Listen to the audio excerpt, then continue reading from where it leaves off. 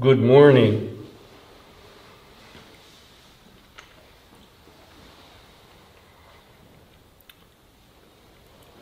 Quote, delusive thoughts and feelings hidden in lotus threads, end quote. These tiny strings, fine fibers or threads hidden in the lotus, the symbol of Buddhism, of awakening.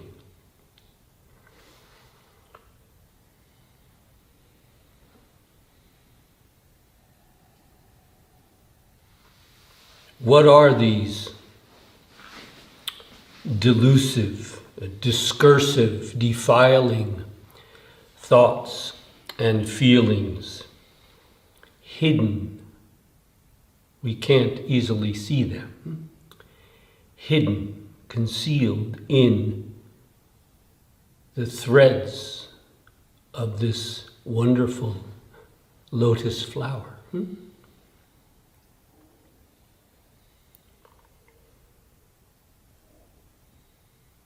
What is being pointed to in terms of our practice? Is it warning about the danger of the relative quiet of Zazen itself, becoming attached to our quiet sitting? Is it warning about the danger of holding on to our joy in some attainment, some insight, some enlightenment, some so-called Kensho experience?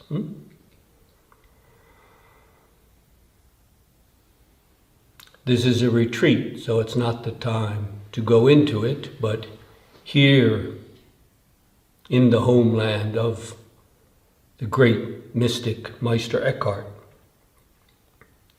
in his own way, and with naturally Christian terminology, he addresses something, speaks to something very similar when in his Blessed Are the Poor sermon, he states, he challenges perhaps, if there is still a place in your soul where God can enter, you are not yet truly poor.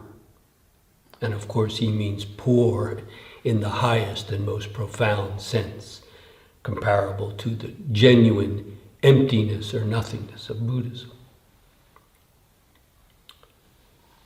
But that's for a conference on comparative religions. This is a retreat.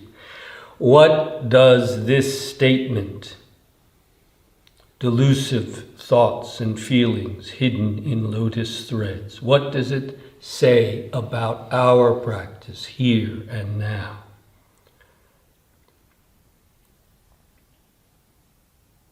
What is it to be truly settled in the practice?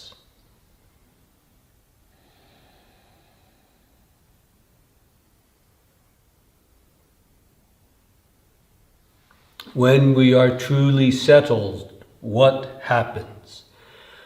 What had seemed very difficult becomes quite natural. What had seemed impossible becomes inevitable. It can't help but happen if we are practicing properly. We find ourselves at home. Here. This is getting settled in real practice. This is being open, humbly, to be humble, open, and sincere for those hidden delusions, even in our marvelous lotus threads. You already know from your own experience what happens if you don't humbly recognize this. You find yourself falling back again and again into delusive patterns, thoughts, and feelings. This is what must be corrected. This is the first step, you might say, of proper practice. One-on-one, Doksan or Sanzen, the one-on-one is invaluable here, very important. But the basic practice is up to each one of us. No one else can do the essential practice for you. Day by day, moment to moment.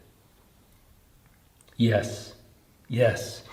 In the midst, in the middle of our daily lives, however busy they may be. True humility, humbleness, comes from being without self. Being without self is true humility. This is settled in real practice.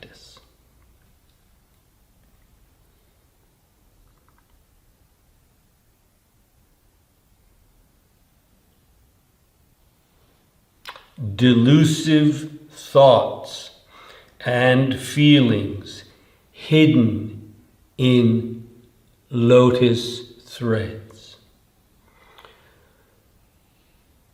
What was Hawkmans' medicine?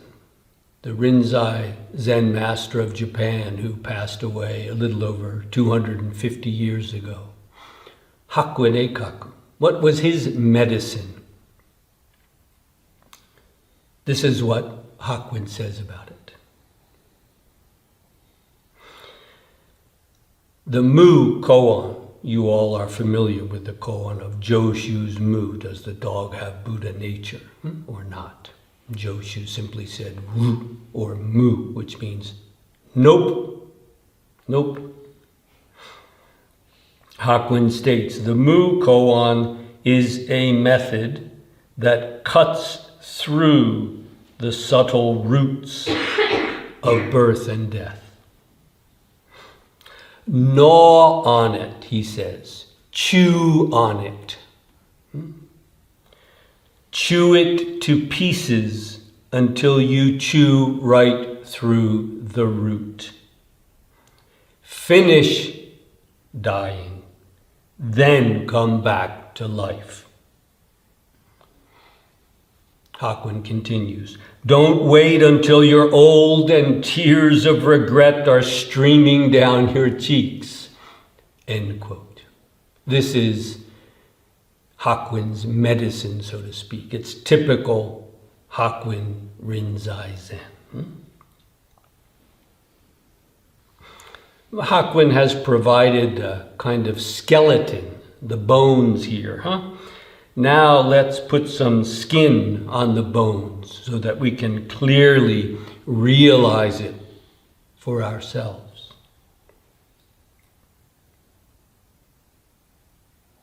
Very simply, we can say the practice is a matter of dis-ease, dukkha, the first noble truth of Buddhism.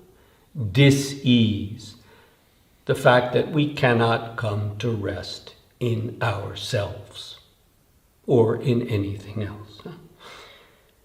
Dis-ease seen through, come to its own end, undone at its root. It is also spoken of in Buddhism and Zen as the one great matter of life and death, or birth and death. It's the same thing. Uprooted once and for all. Again, if not, you well know from your own experience, don't you? You just keep going round and round in the same painful, pointless circles. For example, perhaps at this retreat, as the days go on, you develop a solid samadhi, concentrated oneness, almost no wandering thoughts. You're really focused. Wonderful.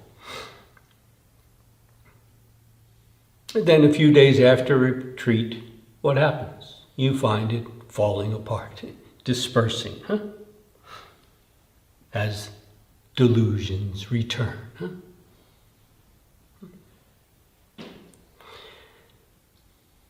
Are these the remaining delusions hidden in our lovely lotus threads? Consider well. Consider well. It may sound like a strange metaphor, a strange image, but it is right on. It is right on. Because it's addressing the problems of our practice in terms of the blooming lotus, our awakening itself, and pointing out the dangers that can be found right there, nowhere else. I used to wonder, outstanding Zen people could be very critical of other practices and other teachers. Linchi or Rinzai himself, if you read the record of Rinzai, he was very critical. Dogen, in his own way, especially in his later years, became quite critical and seemed to be upset over certain practices, certain teachers. He even speaks ill of Rinzai. Ikkyu, the great Japanese Zen master, early Japan. Bankei, the great Japanese master of what's called unborn Zen. Hawkman himself and others were very critical of other teachers and other traditions, even speaking critically of their own tradition. I used to wonder, why?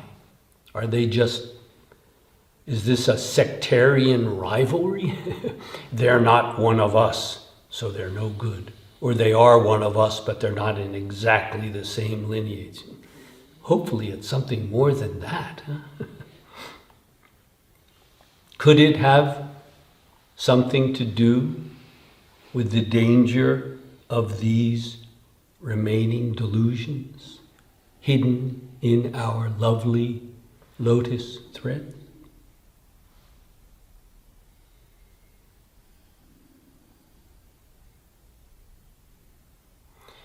If they're genuine, they're not just talking about some other that they're criticizing. They're talking about what they themselves have gone through. If not, well, they're not Zen teachers.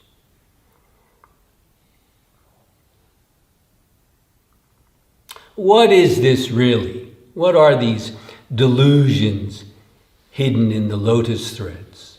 Have you seen them clearly? They're hidden. Do you see? The delusions that are obvious, that you're aware of, they can be dealt with usually with fair ease, because you're aware of them, you see them. It may be difficult, frustrating, it may take some time, but you know, you are aware. But when they're hidden, when you're not aware of them or not allowing yourself to see them, these are the real dangers, you see? Oh, quiet sitting helps. It's what we're doing many hours every day in this retreat, for sure. Quiet sitting helps. Psychological calming and insight can show experiences. Yeah, they can be helpful too. Koans, properly used, meditative techniques, breathing and so on, all have their place.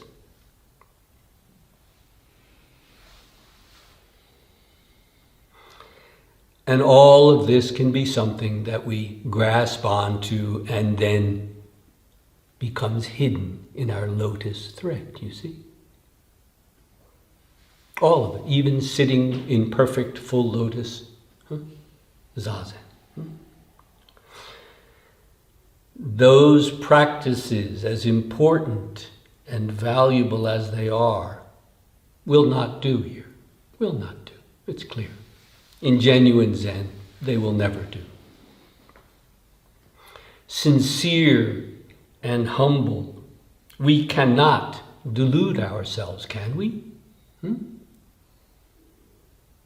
If we are open and honest, we cannot help but something. Maybe I can't really pin it down, see it clearly, but something is there. Something is still working against me. Perhaps I am working against it. What is that? As long as that's not clear, you see, you're helpless. This is the importance, the value of genuine, sustained, continuous practice. Then you cannot help but unearth, bring to light these hidden delusions.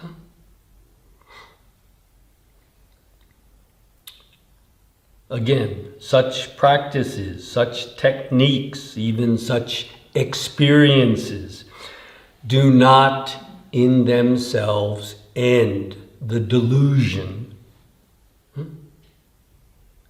The Bernhard, maybe I would say the dis-ease that is self-delusion.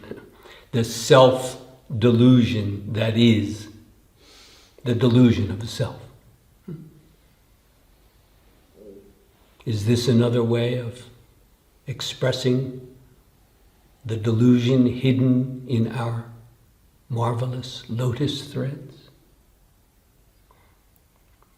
Taken wrongly, such delusions, yes, hidden in our lovely lotus, just prolong, continue the dis-ease. You've seen this 100 times in your practice, if you're honest with yourself. Can you deny it?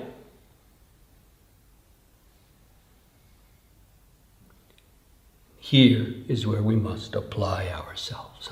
Here is where we must apply ourselves. We cannot escape from this. Even when we try, we just come back here, don't we? If we are honest, sincere, and humble, we cannot avoid it. If you wish to wander off into your mental imaginings and your emotional dreams, you're free to do so. But you might want to give up your seat for someone else who's ready. Please do not waste your time. Make best use of this precious opportunity.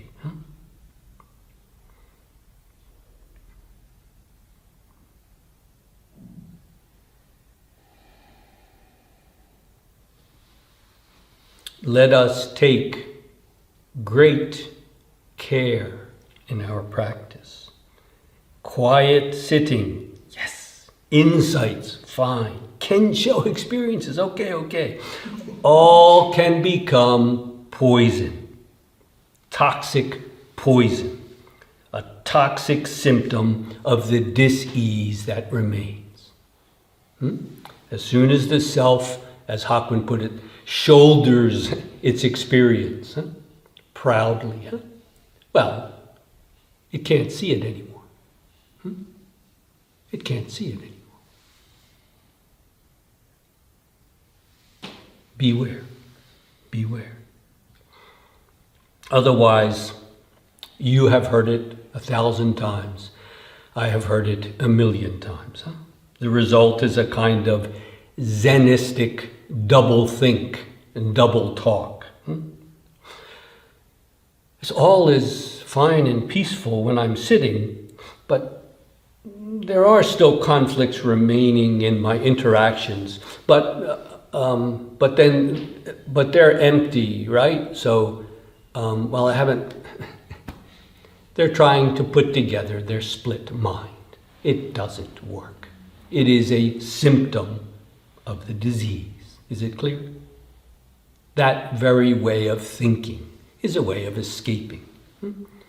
That's why I call it double think, double talk. Well, yes, I still have some delusions, maybe hidden somewhere, but they're empty, right? This is bullshit. It doesn't take a Zen master to see through that. They are trying to put together their split minds, and it doesn't work.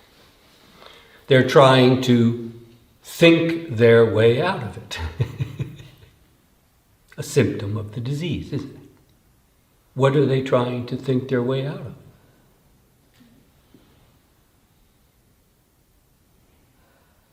Delusive threads hidden in our lovely little lotus, perhaps? Consider well, this is the real work.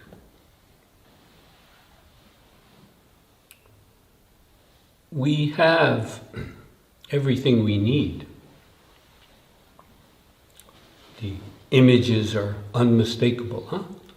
The gem, the pearl, the diamond is in the palm of your hand.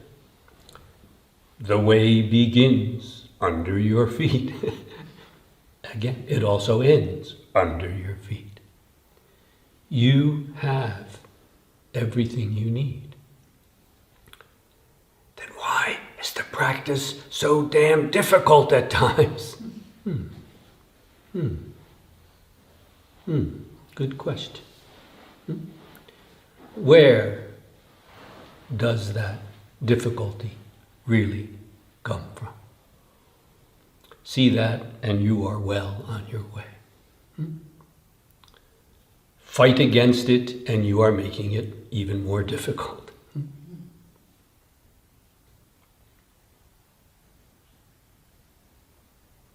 You must see what you are doing. You, and only you, are creating the difficulty. No, it's not the cold weather.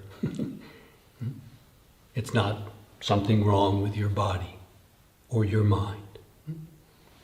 It's something even more fundamental. What is it? What is it? This is what you must see into for yourself.